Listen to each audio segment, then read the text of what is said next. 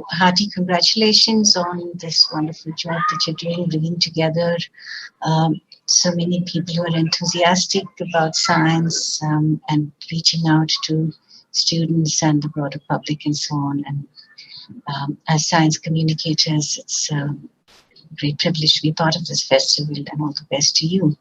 So today, as Shruti mentioned, I'm talking about some of my own work, which is really quite interdisciplinary, as she pointed out. So I get to hop across, started off as an engineer really, but then I had a lot of deeper interests in art and cultural heritage and dance and so on. And so I found myself drifting towards trying to explore the applications of scientific techniques in art and archaeology. And so I try and take you through some of those aspects. And I should say that my throat is not 100% okay, so please bear with me. But luckily, I think the slides may just as well do a lot of the talking. So, you could always read them a bit more closely. So I should now proceed to share my screen.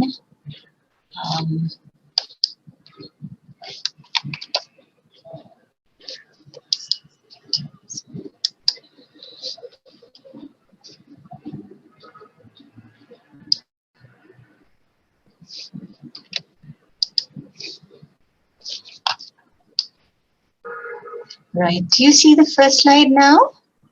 Yes, all good. Okay, great, thanks. So what I thought I would really try and touch upon is to explore how the use of metals and materials in antiquity were situated not only in a functional context, but also had the context with respect to spectacle and aesthetics and music and dance and ritual and so on. And as Shruti mentioned, it also had a lot of interest in Bharatanatyam and so on. So this talk does have some of my slides interspersed, but I have to say that this is purely interspersed as creative expressions. So please don't take that dimension very seriously in terms of being connected to the context. So that's just one aspect that probably keeps me, animated as I carry on through the topic. So, well, I think that there is this very fascinating and ancient connection really between materiality and, the way materials and metals and stone and so on were being explored in early antiquity, and the responses that, emanated out of that in terms of, some kind of aesthetic manifestation, what we call art or dance and ritual and so on. And you're looking here at this very interesting menhir type rock in this Neolithic site of Sanganakalu in Karnataka here in southern India, which is dated to about 3000 BC. And if you look here, you can see this line, which looks like a row of dancers holding each other's hands and so on. These are these early manifestations of the desire to connect with the outdoors and the inner spaces through dance and so on. And of course, this is one of my sojourns in the World Heritage Site of Hampi, which is, of course, also known for the temple sculpture. And as we know, there is this connection between dance traditions and the sculptural heritage in India and so on.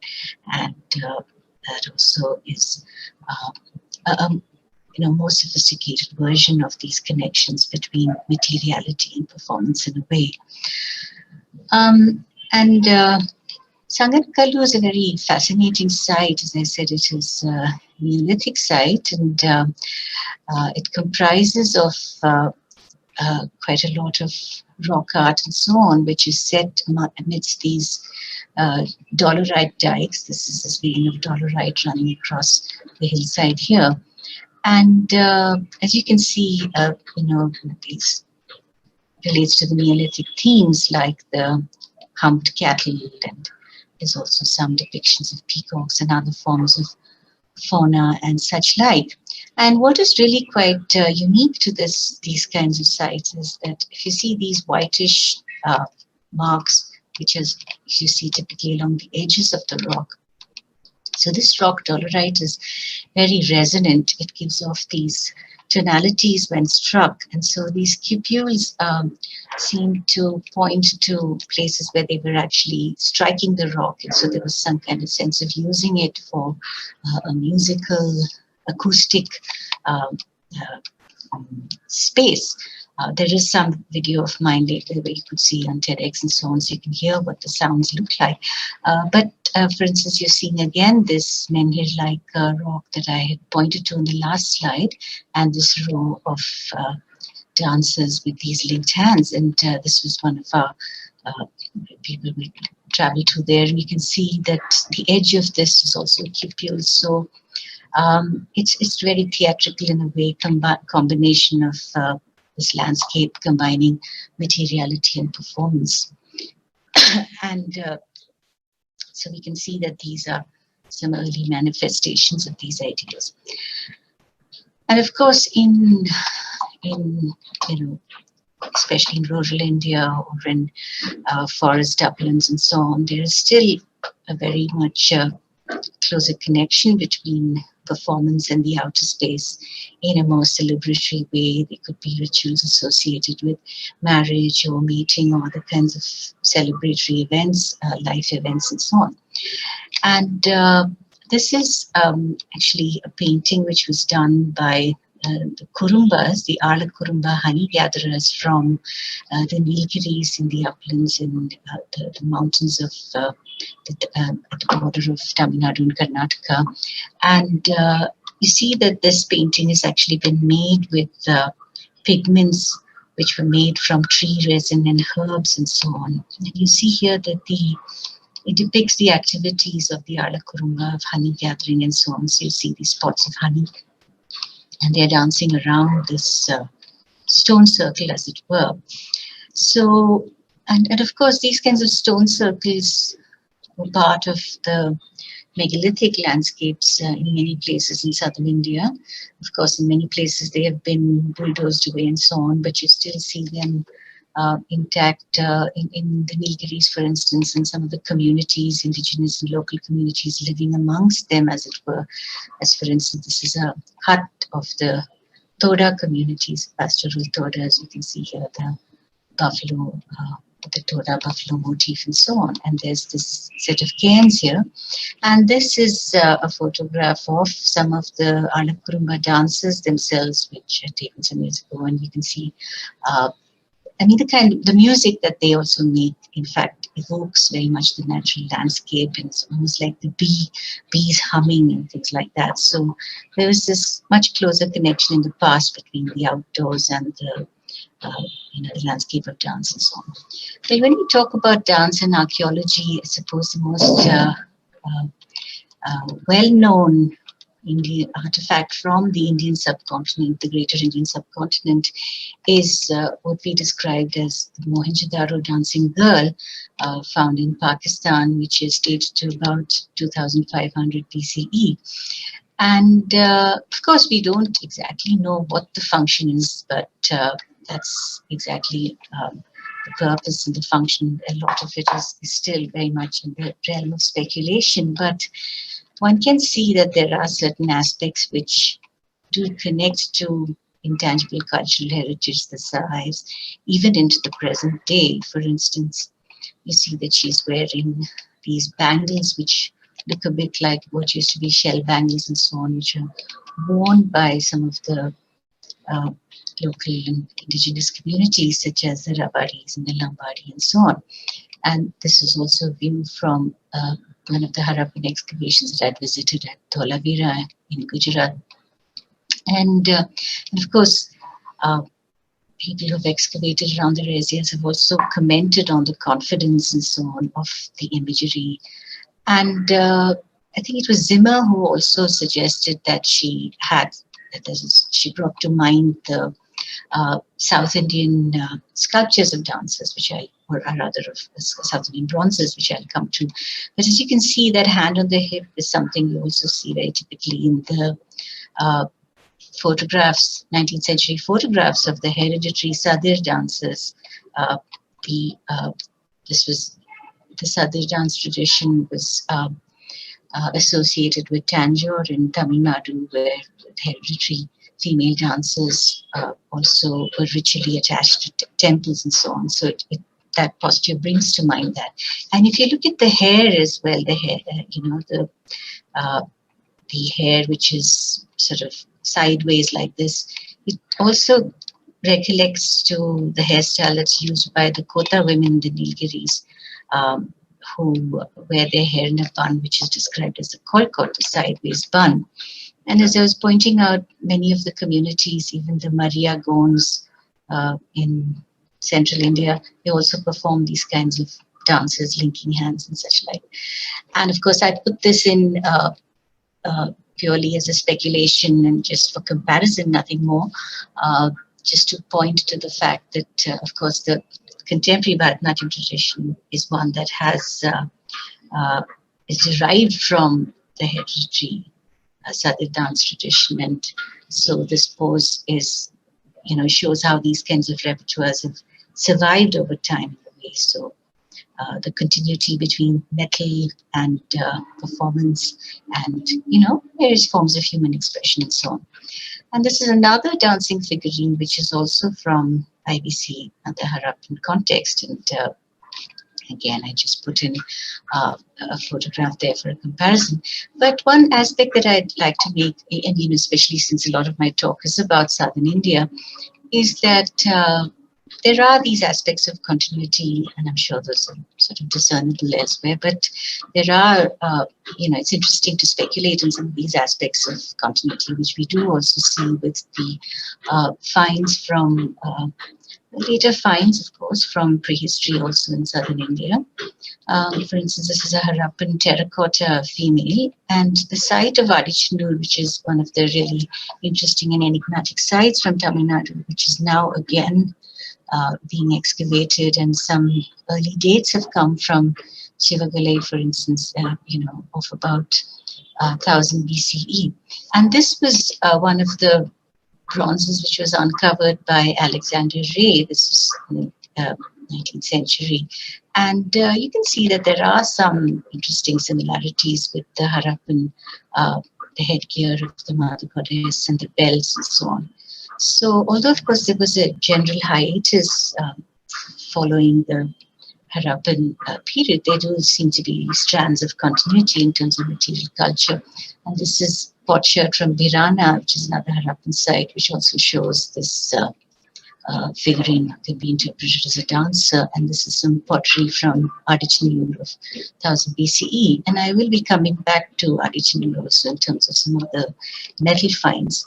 And I also just wanted to say that I was also started looking at some of the material culture from Dholavira, which is again a Harappan site, Gujarat, which has just been given the World Heritage status. And you can see here that this is made of dressed limestone, and some of it is also turned and so on. So the stoneworking tradition starts coming into vogue here in Dholavira, although the earlier sites, the other sites in Mohenjo-Daro and Harappa and so on, are of brickworking. And this is some mineralized copper debris which was uncovered from the southern reservoir, which I'd analyzed, and it shows some processing of copper going on here. And now I come back to, of course, a lot of my work has really been on the South Indian bronzes, which I had also analyzed, and coming back to this theme of the links between archaeology and dance. This is a typical example of the 10th century Chola bronzes, the Parvati images, which again, it's beautifully captures a dance posture, which even as it harks back to what you saw, let's say in the dancing girl, the bhanga and the bent leg and so on, and the way that one hand rests in a very languid way. There are, of course, very close connections with the surviving Bharatanatyam dance traditions derived from Sadir. And it's also interesting that there are these echoes of the intertwinings of, you know, the ideas from the genre of poetry which we associate with the Tamil Sangam poetics, which is roughly dated to about 300 BCE to 300 CE, where, for instance, Ramanujan has talked about the Agam Puram genres, where Agam relates to the inner space of love poetry, and Puram is the outer space of the bardic poetry, and these kinds of, intertwinings between them, which also bring in a lot of connections with nature and observation of nature. And for example, and why I put in this bronze with the attendant is because a lot of these poems are, as we also see in the contemporary Bharatanatyam tradition, it is about a discussion with the Sakhi or a girlfriend or whatever. And so this goes, what she said to her girlfriend: in his country, summer west wind blows flute music through bright beetle holes in the waving bamboos. The sweet sound of waterfalls is continuous, dense as drums. The urgent lowing voices of a herd of stags are oboes. The bees on the flowering slopes become lutes. And again, I put this slides of the kurumbas playing on these instruments and this humming bee-like sound just to point out how the early sounds and early music is also drawn from nature and the sounds of nature. And that's very beautifully illustrated by this poem. Now, coming to the metallurgy, I had undertaken spectrochemical analysis of this image as some others, where you extract a very, very small amount, less than about 50 milligrams or so sample from a base, and then subject it using a micro drilling process, and then subject it to inductively coupled plasma optical emission spectroscopy. And then this was found to be, of course, a copper alloy with a low amount of tin. And so this is made by the casting process, and I'll take you through some steps of how the bronzes were cast. And this is a technique which is known as the lost wax process. So basically, first, an image which is in the shape of the icon to be cast is carved out, and it's very much like carving wood or some kind of material like that. And since, of course, wax is quite soft, you use all these various wooden and sandalwood spatulae and so on. And also because wax melts a bit on heating, so you use a heated spatula and so on. So the model is built up.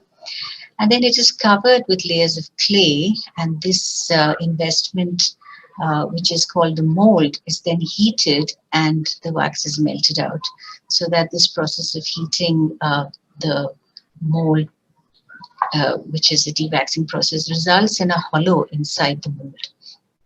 And that hollow corresponds exactly to the shape of the image to be carved.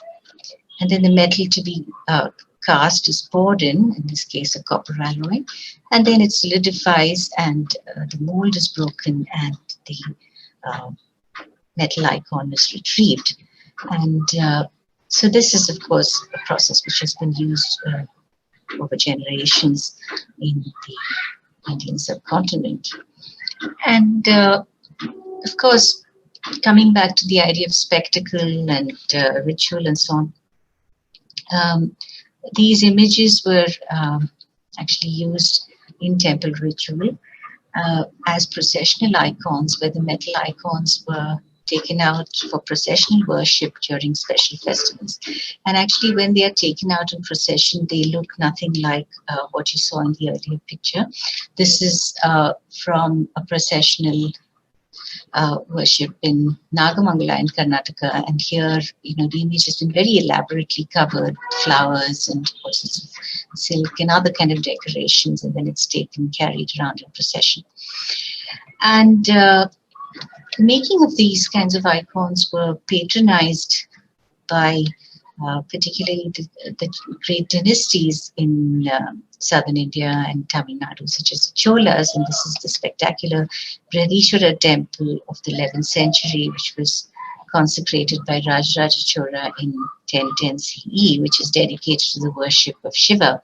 And of course, here the image in the sanctum is the very large stone lingam or the cosmic pillar, and then the processional images of Shiva and so on are carried around in worship. So that's what the metal icons were intended for. And of course, the early inscriptions also mention that a lot of the queens and the women in the royal elite were also donating lamps and images and so on.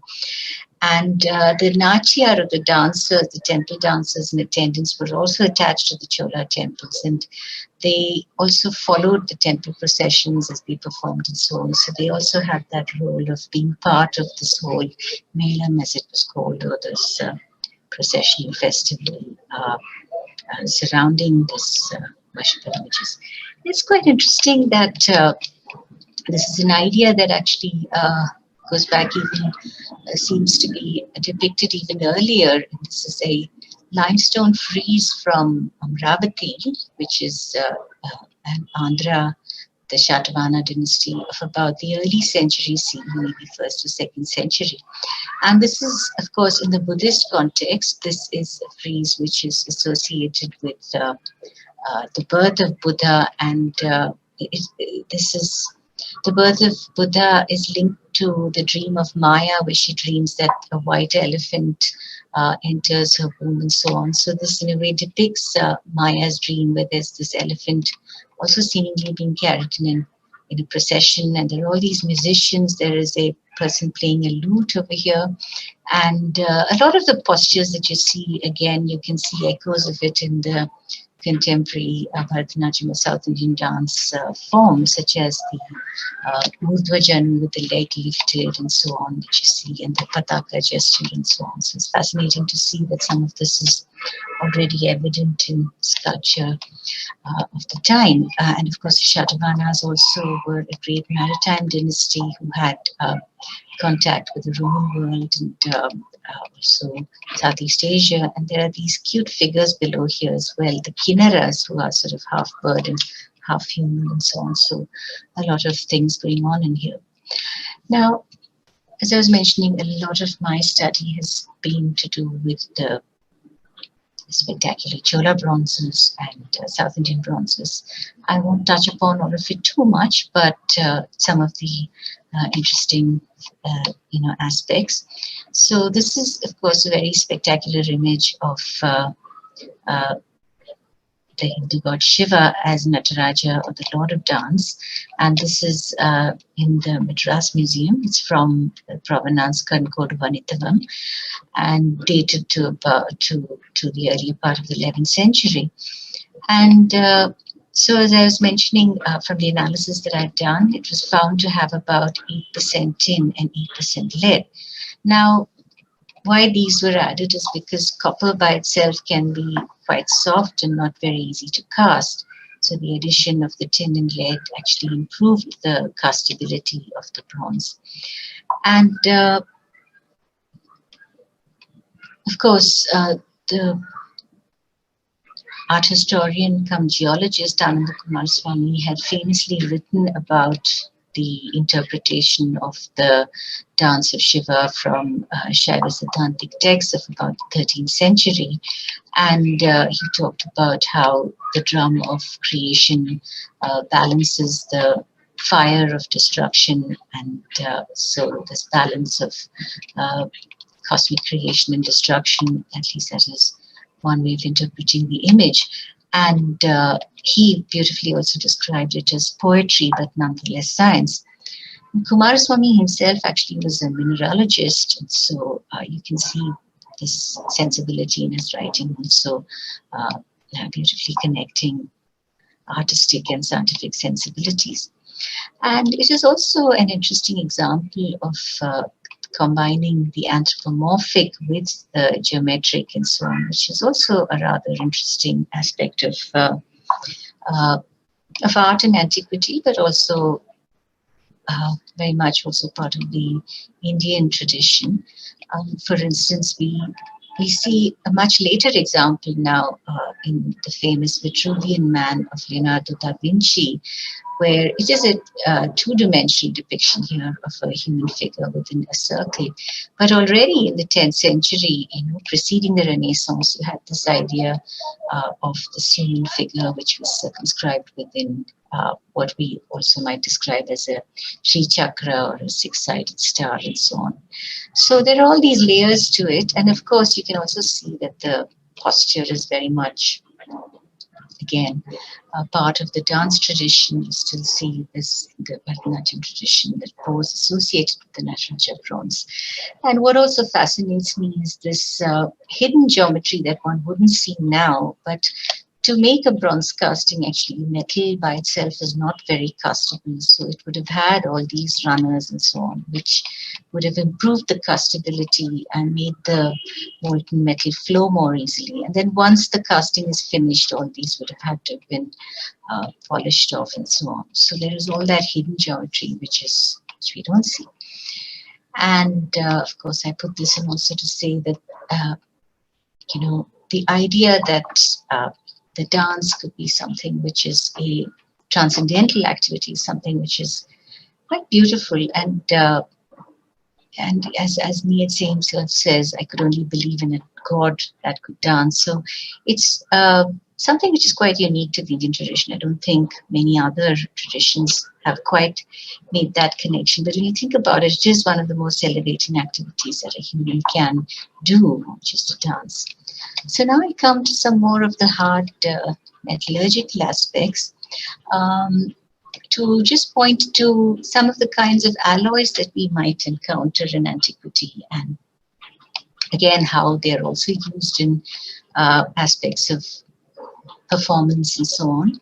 But as I was mentioning, of course, as you can see, this is a old working or an ancient mining site, which is in the region of Agnikundala in Andhra Pradesh, and you can see me there several years ago. And these greenish stains that you see along this old working comes from the fact that there was an old copper lode over here, which has been totally worked out. And then, of course, the copper comes in the ore form of malachite, and that's why it looks greenish with all the malachite stains and so on. But it's all been worked out now.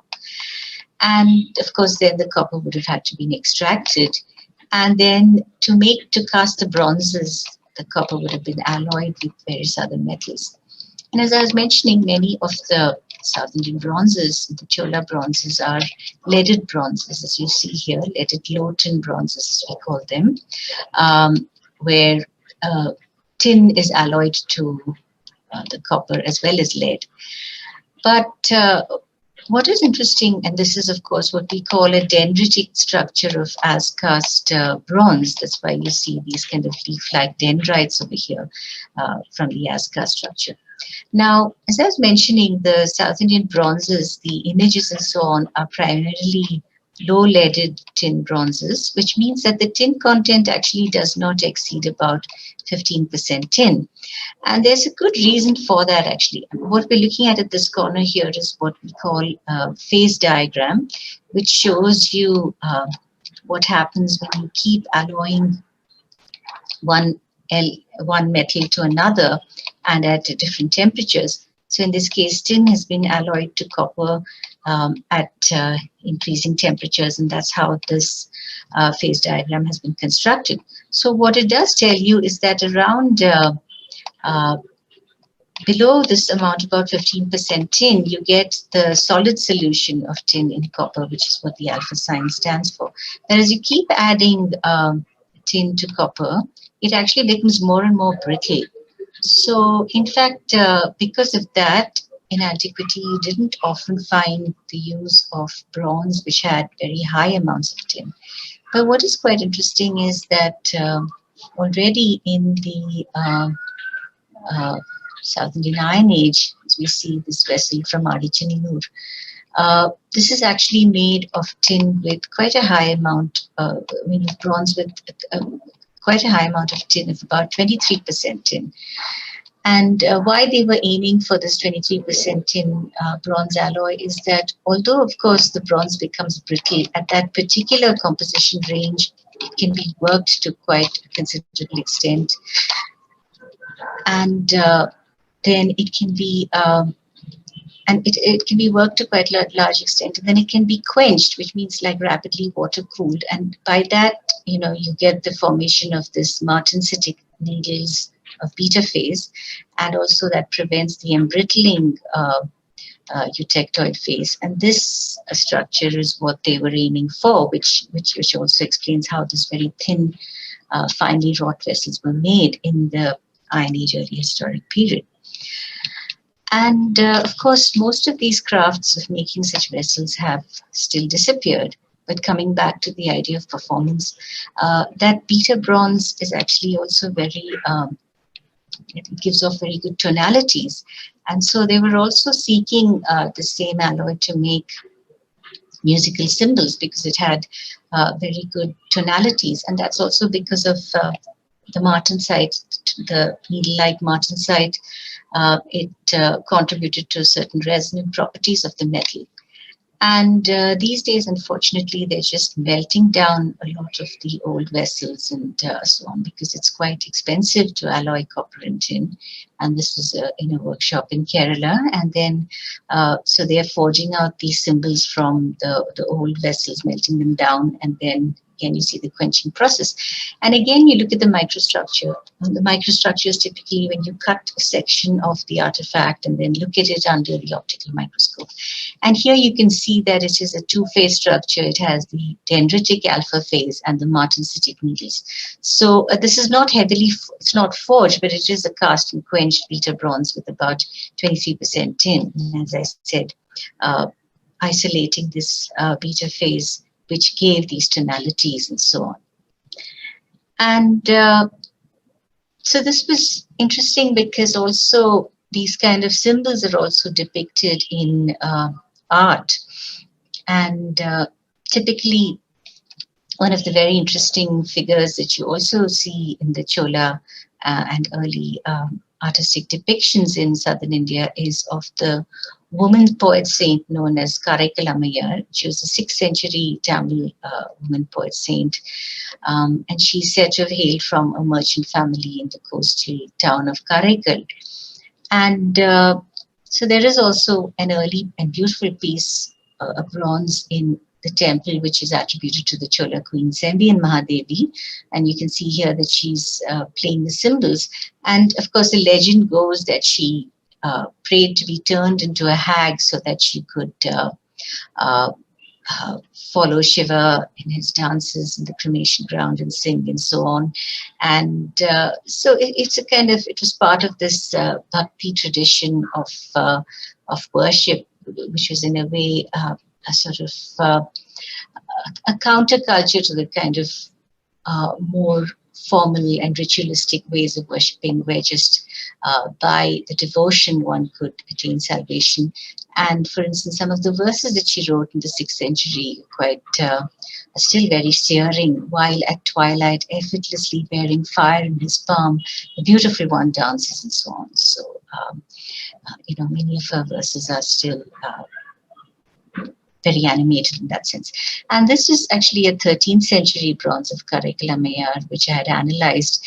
And this has, it's again a leaded bronze, but it has quite a bit of lead, higher lead than what we saw in the earlier period, almost going up to 20% and so on. And what is really very interesting is that the connection with Southeast Asia, of course, we know of various connections in Southeast Asia and Cambodia, where a lot of the Indian artistic and cultural ideas have gone. For instance, the depictions from in Khmer art, you see the churning of the oceans and so on, which is very prominently portrayed. And you also see the dancing Shiva image moving to Cambodia, though this, in a way, it's modeled a bit more on the the dancing Shiva that you see from the Badami region in Karnataka. And it's not the what we saw with the typical lifted leg of Nataraja, but still there are the continuities with other kinds of depictions. And here, astonishingly, is a figure of Karikalamaya playing the cymbals, who seems to have, for some reason, captured the imagination also in remote Cambodia. And this is from the shrine of Bantishrai. And finally, of course, another point of connection between dance and materiality and bronze and ritual, as I was saying, is to be found in an interesting traditional craft which still survives in Kerala. And this here is a beautiful example of this mirror craft. This is a mirror blank, which is made not of glass, but it's made of metal. And this metal mirror has such a spectacular reflectance, almost like a modern mirror, in fact. And this is made actually of an alloy of about 33% tin bronze. I talked about other compositions of bronze a bit earlier, but the advantage of bronze at about 33% is that there seems to be an isolation, if we go back to that phase diagram, of this delta compound of bronze, which is very bright and silvery, but delta is the culprit in terms of embrittling the bronze. But at the same time, it's very bright and silvery and hard. And so aiming for that delta phase seems to have been deliberate so that they could get this very spectacular mirror composition. And there were methods of casting and isolating this delta in very clever ways, optimizing it, and then polishing the blank very thoroughly so as to get this very good reflective image. And these kinds of traditional mirrors, we certainly see mirrors depicted a lot in Indian art, such as this beautiful example from Belur of a Madanika. Again, his Madanikas are also thought to be representations of dancers and perhaps forms of dancing Mohini. And here she's holding something which looks a lot like one of these mirror blanks, which has been polished to give the mirror with this very fine silvery white delta alloy, which has been very well polished. And this is just to point out also that this is another aspect which survives in the dance performance tradition. We're commonly shown depicting the dancer, looking at the mirror and so on. And so these are very many ways in which the sculptural traditions and the artistic traditions and metals and materials and so on seem to be intertwined, which makes it a rewarding exercise in interdisciplinary studies, so to speak. So I think with that, I'll stop sharing my screen.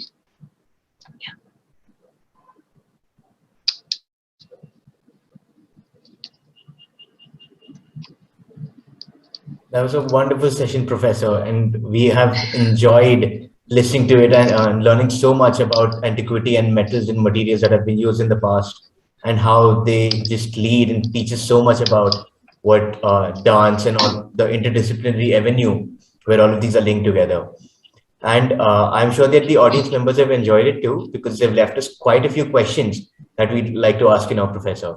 So the first one that came up was that, can you please shed some light on the inspiration behind your TED talk that you had conducted earlier about archaeotechnology? Yeah, I don't know if you managed to watch it, but so that actually, as I said, was partly inspired by my visit to some of these sites and looking at, as I said, we know about metals being used as musical instruments and so on, but this is also quite fascinating that the resonant properties of stone were also recognized in performance. So that, again, it actually captures a bit more of Sanganakalu, the site that I talked about in the beginning, and the sounds when you actually try and play that. And then also, the idea with I'm sure many of you are familiar with Hampi, the site of Hampi, and the pillars, which they're again another enigma of ancient art and architecture, which give off these resonant tonalities and so on.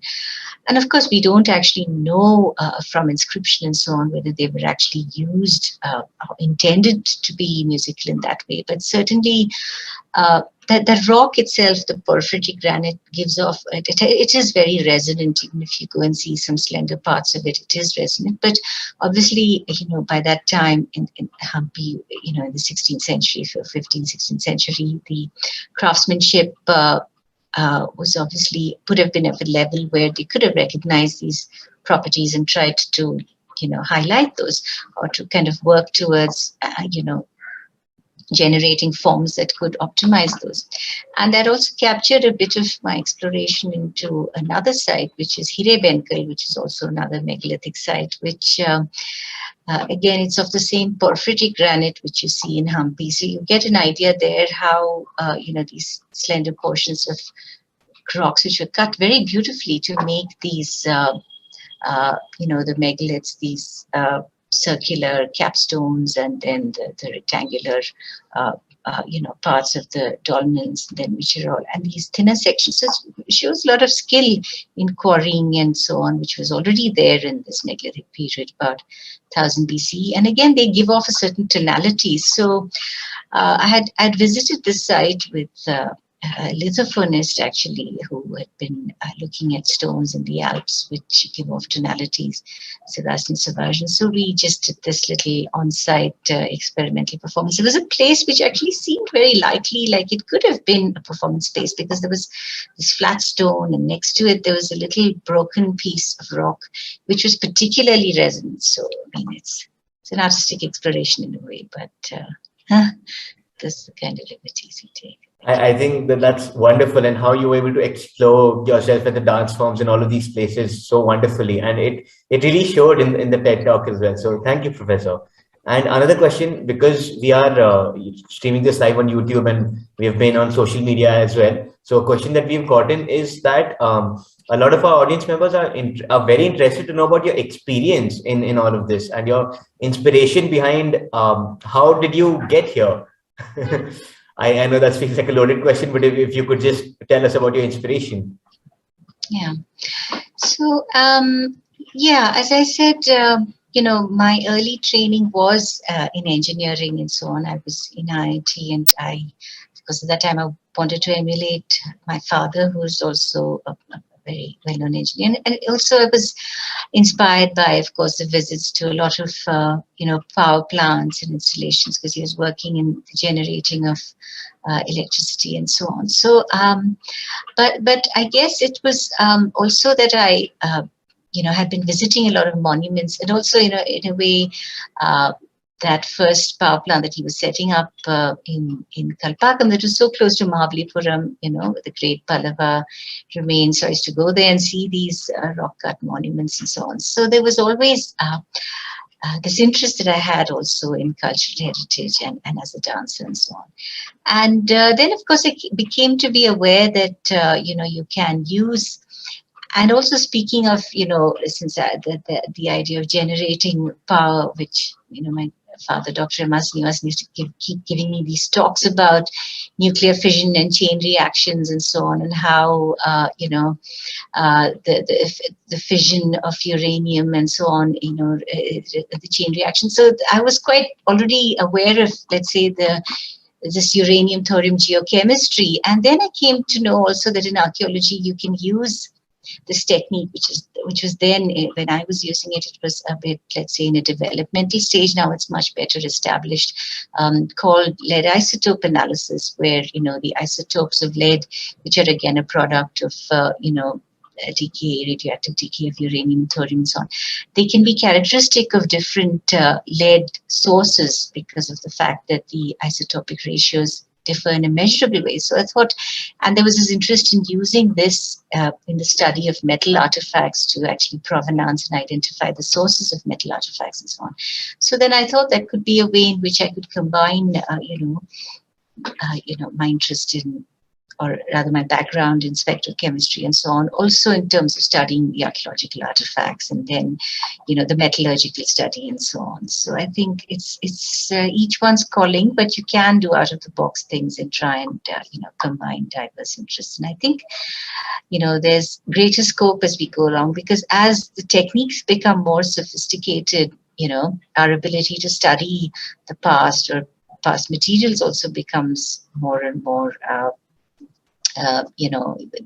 what the knowledge that we can gain about how artifacts were made and all that also can be enhanced. For instance, now there's a lot of interest in nanotechnology and nanomaterials and so on. And so, and it's interesting that, of course, it's only after the development of transmission, emission, TEM and so on, the other that, these kinds of materials or scanning, tunneling, microscopy and all that, we're able to identify these, things as nanomaterials, very, very fine structured materials.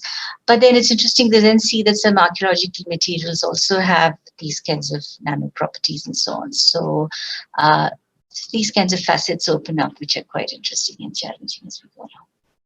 I think personally that I find that to be a very interesting journey, and this mesh of all of these disciplines sounds like a very fascinating thing. So thank you, Professor. And another question that we have from someone who's been following your work for quite a while is, so they ask that how closely have you worked with historians and philosophers in your studies? And more importantly, what perspectives do people from those fields bring in? Yeah, I think it is a very, it is very interdisciplinary. I don't think you can just, look at things from a scientific perspective alone and make sense of things, because, if a scientist were to look at an artifact and we only look at it from that perspective, there are ways in which you can have some misleading results. I mean, just to give an example, sometimes, you may be studying a modern material, which you may not know, because I think only a historian would really know what is, what makes sense as a modern artifact or an earlier artifact. And you might find some kinds of minerals or materials which are just not present in earlier times. But as a scientist, you will say, oh, that must have been there in an earlier time. Whereas somebody who knows the artistry, and also you have to also understand the corrosion behavior and so many things. So, the historians would, and from the inscriptional data and so on, the historians would know, what is credible in terms of, what could be an early artifact or not. So I think it's very important to work together with historians and to, epigraphists and so on. It has to be, it's a collective exercise. You can't just, have studies of that nature which don't attempt to integrate with an understanding of the archaeological context. That's when it provides greater meaning and nuance and things like that. So, and scientific work is also not that trivial, as you would know, because on the other hand, you have from the opposite problem, which the historian just thinks, it's so easy. Okay, so fine. How do you date bronzes? Go and date it. It's not at all a trivial matter, because you have to. There are just so many aspects to it. I mean, for instance, metal artifacts. It's not like carbon. It doesn't have carbon, so it can't be carbon dated in that sense. So it's not an, absolute dating method. So it is a bit relative. You have to calibrate against metals and materials of the period, and then understand the profiles and the signatures, and even in the analytical process, there are so many minefields. So it's all very complicated and time consuming. So I think people should approach it with caution and with understanding that, I think also there's a case for making people who are, let's say, the cultural stakeholders also understand that these are not, things which they need that kind of investment of time and understanding and so on. And I think overall people need to be a lot more cautious and so on, because I just find now that thanks to internet and so on, people are just making such fanciful claims, when it comes to history and this and that and the other and everything, that it's, I think at least in our time, we just had the published data, peer-reviewed material, and also we had this innate sense of caution. But I think that this younger generation needs to really go back to do that and go back to reading the peer-reviewed journal articles and all that. Don't just go by what your WhatsApp forward says, because anyone can write a WhatsApp forward, but a peer-reviewed journal article. And I'm saying this particularly because the Science Festival, yes, there is relevance to scientific rigor, and scientific rigor is not a term that should just be applied to the scientific field. Scientific rigor also has to be applied to other fields, whether there's humanities or histories or whatever, which is what I think I also try and approach, that we need the scientific rigor in all of these fields and humanities as well. So that's where I think I come from there. Yeah. That's really insightful to hear. Thank you, Professor. And building on that, another audience member is asked, so can you tell us a little about your experience working with folk artists in your journey? Yeah, well, that's a good, very good question. And so in a way, of course, since I was trying to understand the metal crafts, there's quite a lot of exposure to the metal crafts people, but the folk artists, in a way, and we've in recent times we had a grant which was from HRC UK at NIAS, where we looked at, what we call performance at the periphery, the marginalized performers and the folk performers. And one aspect of that marginalization, of course, is to study the actual, instruments and so on, but also some of the folk traditions. I mean, and there is a book of ours which is also coming up at some point, published in Routledge. And, for instance, some of the forms like the Willupatu, which is, there's a bow, and then that's used nowadays also in a sort of, some children also perform it in a kind of, and it's like community, like children can sit around this bow and they perform it and so on. But it's really dying out as well. And it was revived a bit in this the Chennai Tiruvira festival, where also it was used to express some themes concerning ecological concerns and the concerns about the fly ash in the Ennore Creek, and the children were singing about it. And also that was an interesting example of using a folk performance tradition also to convey some contemporary concerns. But I think there is a huge need to try and focus more, as you say, on the folk performance traditions and how to preserve them and carry them further and so on. And that's why, as I said, even the Kurumba music and so on, which some of these kinds of things which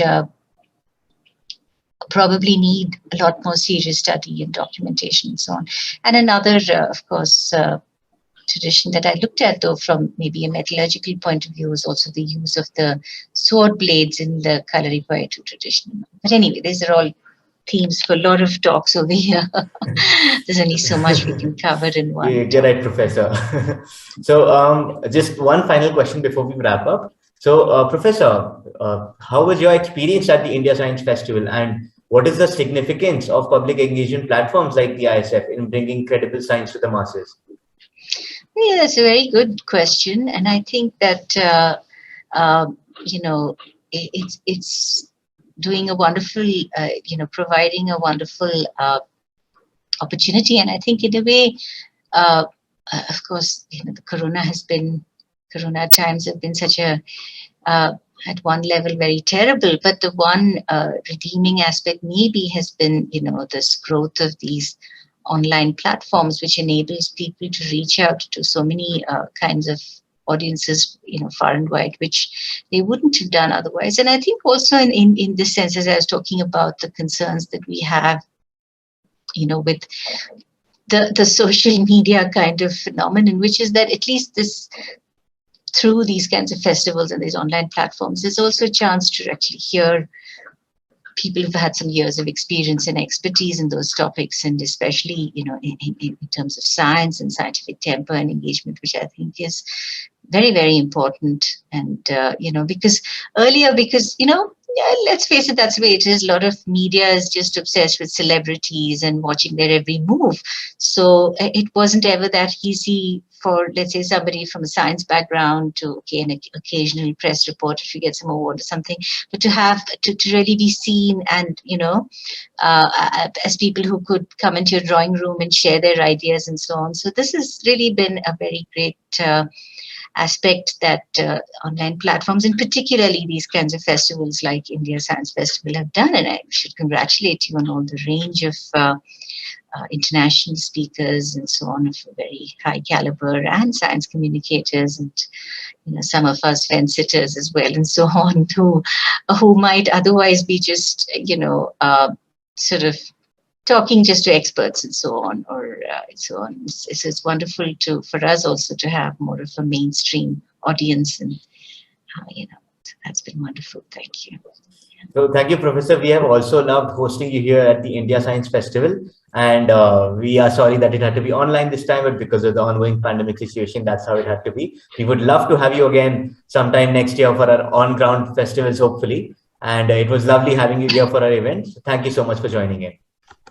Thank you so much, Parth, and all the best to all of you. And it's been a great privilege, and I've enjoyed the questions and discussions as well. So thank you. All the very best to you. Hey!